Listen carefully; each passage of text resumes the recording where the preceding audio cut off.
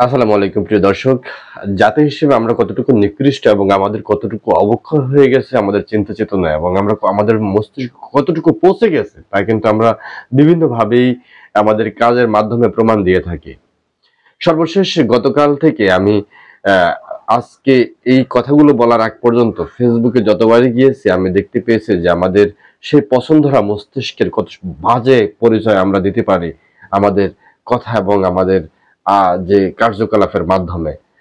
গতকাল 19শে জুলাই সোহরাওয়ার্দী উদ্যানে যে আহ, জামায়াতের সমাবেশে যে জামায়াতে ইসলামের আমির ডক্টর শফিকুর রহমানের বক্তব্য প্রদানকালে হঠাৎ মঞ্চে তিনি অজ্ঞান হয়ে পড়ে যান। বয়সের ভার, দীর্ঘ সময় ধরে দাঁড়িয়ে থাকা এবং প্রচন্ড গরমে শরীরের দুর্বলতা, এসব কারণেই ঘটনাটি ঘটতে পারে বলে আমি মনে করি। কিন্তু এই সরল মানবিক দুর্ঘটনাটি রাজনৈতিকভাবে আহ, কিছু মানুষ বিকৃতভাবে উপস্থাপন করছে, তাতে দেশের রাজনীতির বিবেক এবং শিষ্টাচারের ভয়াবহ অবক্ষয় স্পষ্ট হয়ে উঠছে। সামাজিক যোগাযোগ মাধ্যমে এক শ্রেণীর মানুষ, বিশেষত কিছু যারা ক্ষমতা হারিয়ে এখন পাগল প্রায়, তারা কিন্তু বলছে যে ঘটনাটিকে ঘৃণার, বিদ্বেষের এবং অপমানজনক ভাষার মাধ্যমে কিন্তু তারা প্রচার করতে শুরু করেছে। আবার কেউ যারা ক্ষমতায় আসার চেষ্টা করতেছে তারা কিন্তু এটাকে চিন্তাহীন নেতার পতন এরকম কথা কিংবা অভিনয় বলে আখ্যায়িত করতেছে, অথচ এটি একটি প্রবীণ রাজনীতিবিদের শারীরিক দুর্বলতার বহিঃপ্রকাশ মাত্র। একজন মানুষ যখন মঞ্চে পড়ে যায় তখন তার প্রতি করুণা ও সহানুভূতির হাত বাড়িয়ে দেওয়াটাই সাধারণ সামাজিক, ধর্মীয় মূল্যবোধ কিংবা মানবীয় গুণাগুণ। কিন্তু বাংলাদেশের রাজনৈতিক অঙ্গনে আজ এই সাধারণ মূল্যবোধটা যেন বিলুপ্ত। অন্যদিকে এই অনভিপ্রেত ঘটনার পর বিএনপির পক্ষ থেকে যে প্রতিক্রিয়া এসেছে তা সত্যিই রাজনৈতিক শিষ্টাচারের অনন্য এক নিদর্শন হয়ে উঠেছে। দলটির মহাসচিব মির্জা ফখরুল ইসলাম আলমগীর তাৎক্ষণিকভাবে জামায়াতের আমিরকে দেখতে গেছেন, তার শারীরিক খোঁজ খবর নিয়েছেন এবং বিএনপির পক্ষ থেকে বিবৃতি দিয়ে জানানো হয় যে রাজনীতিতে মতভেদ থাকতেই পারে, কিন্তু মানবিক মূল্যবোধের জায়গায় কখনোই বিসর্জন দেওয়া উচিত নয়। শারীরিক দুর্বলতা নিয়ে উপহাস করাটা মানব মানবতা বিরোধী এবং রাজনৈতিক শিষ্টাচারের পরিপন্থী। এই ঘটনায় বিএনপি যে ভদ্রতা, সংবেদনশীলতা এবং রাজনৈতিক সৌজন্যতা প্রকাশ করেছে কিংবা দেখিয়েছে তা দেশের জন্য এক আশাব্যঞ্জক বার্তা। এটি দেখিয়েছে রাজনৈতিক ভিন্নমত থাকা সত্ত্বেও একজন মানুষের বিপদে পাশে দাঁড়ানো যায়, শ্রদ্ধার চোখে দেখা যায়। আর এটি প্রকৃত রাজনীতির সৌন্দর্য।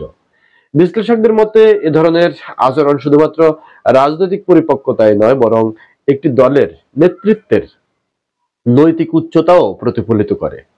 বিশেষ করে বর্তমান সময়ের প্রতিহিংসা পরায়ণ ও বিদ্বেষ প্রবণ রাজনৈতিক সংস্কৃতি যেখানে প্রতিপক্ষকে হেয় করাই নীতি হয়ে উঠেছে, সেখানে বিএনপির অবস্থান একটি ব্যতিক্রমী ও প্রশংসনীয় দৃষ্টান্ত।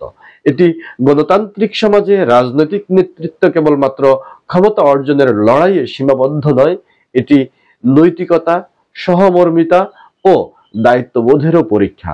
জামায়াতে আমিরের ঘটনাটি এটাই দেখিয়ে দিল যে বাংলাদেশের রাজনীতিতে আজও কিছু দল, কিছু মানুষ নেতৃত্বে রয়ে গেছে যার মূলে রয়েছে ভদ্রতা। জামায়াতের আমিরের মঞ্চে পড়ে যাওয়ার ঘটনাটি একটি মানবিক দুর্ঘটনা হলেও তার প্রতিক্রিয়া ও প্রতিধ্বনি বাংলাদেশের রাজনীতির অন্তর্নিহিত রূপটি উন্মোচন করেছে, ন্যাংটা করে দিয়েছে। একদিকে বিকৃত মানসিকতা ও কদর্য কটাক্ষ, অন্যদিকে শিষ্টাচার, সহানুভূতি ও মানবিকতা। বিএনপি এই ঘটনায় যেভাবে দায়িত্বশীলতা দেখিয়েছে তা নিঃসন্দেহে প্রশংসার দাবিদার এবং রাজনৈতিক সহনশীলতার একটি উজ্জ্বল দৃষ্টান্ত। এ ধরনের আচরণ ভবিষ্যতের রাজনীতিতে আরো মানবিকতা, সৌন্দর্য, সৌহার্দ্য ও পরিপক্কতার পথ উন্মুক্ত করবে, এটাই দেশবাসীর প্রত্যাশা। কিন্তু যারা এটাকে, অর্থাৎ জামায়াত আমিরের এই পড়ে যাওয়াটাকে অভিনয় কিংবা সিম্পিতি আদায়ের কৌশল ইত্যাদি বলেছেন, আমি শুধু তাদেরকে বলবো তাদের মস্তিষ্ক কতটুকু বিকৃত এবং কতটুকু পচে গিয়েছে যে একজন মানুষ মরে যাচ্ছে, তার মৃত্যু নিয়েও উপহাস করা হচ্ছে এবং সেখানেও রাজনীতি করার চেষ্টা করতেছে।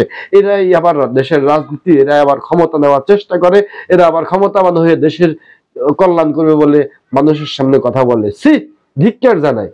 একটা মানুষ পড়ে মারা যাচ্ছে, তা সে যেভাবে মঞ্চে পড়েছে, আমি আমি তো দেখে বলছি যে স্বয়ং মহান রাব্বুল আলামিন তাকে বাঁচিয়ে রেখেছেন, যেভাবে সে পড়েছে, তার মাথা যেভাবে গিয়ে আঘাত প্রাপ্ত হয়েছে ওই মঞ্চের উপরে, সে ওখানে মারা যেতে পারতো, এবং মারা যাওয়াটা স্বাভাবিক ঘটনা ছিল। এভাবে পড়লে মানুষ স্ট্রোক করলে উঠে দাঁড়াতে পারে না, এটাই স্বাভাবিক। সে তার পড়ে যাওয়াটা দেখার পরে কি কোনো সুস্থ মানুষকে মনে হবে? হ্যাঁ, যারা নেশা করে, যারা নেশাখোর, যারা সবসময় নেশার ঘোরে থাকে, তারা তার পড়ে যাওয়াটাকে দেখে অভিনয় বলতে পারে, তার পড়ে যাওয়াটাকে নিয়ে উপহাস করতে পারে। সুস্থ মস্তিষ্কের কোনো ভালো মন মানসিকতার, সুস্থ মন মানসিকতার মানুষ তার পড়ে যাওয়াটাকে নিয়ে উপহাস কিংবা তার পড়ে যাওয়াটাকে অভিনয় বলবে না। আমি শুধু বলবো, যাদের মস্তিষ্কে পচে গেছে, এগুলো আমি তাদেরকে আর কিছু, তাদের সম্পর্কে কিছু বলার নাই। আর বলি, সময় নষ্ট করারও কোনো অভিপ্রেত কিংবা আশাব্যঞ্জক কিছু দেখি না। কিন্তু যাদের মস্তিষ্কে এখনো পুরোপুরি পচে যায়নি, তাদেরকে বলবো সঠিক পথে ফিরে আসুন, শিষ্টাচারের রাজনীতি করুন, সুন্দর গঠনমূলক কথা বলুন, প্রতিপক্ষকে ঘায়েল নয়, প্রতিপক্ষের কথা শুনে তাকে সম্মান করতে শিখুন।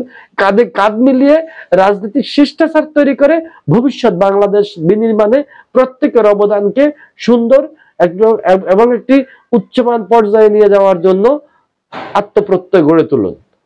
প্রত্যেককে সম্মান করুন এবং মানবিক হয়ে উঠুন। সবচেয়ে বড় কথা হচ্ছে মানবিক হয়ে উঠুন। সকলকে মানবিক হয়ে ওঠার আমন্ত্রণ জানিয়ে শেষ করছি। আল্লাহ হাফেজ।